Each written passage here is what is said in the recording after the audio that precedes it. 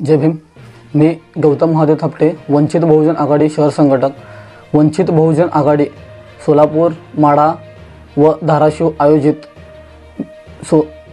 जन आक्रोश मोर्चा या मोर्चाचे प्रमुख मागण्या स्थानिक स्वराज्य संस्थेच्या निवडणुका हे बॅलेट पेपरवर घ्यावेत।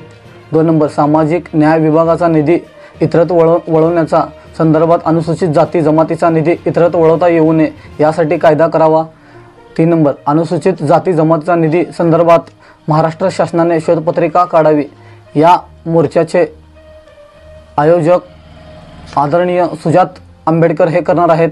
दिनांक 23 जून 2025 रोजी ठीक 11 वाजता पार्क चौक येथून निघणार आहे।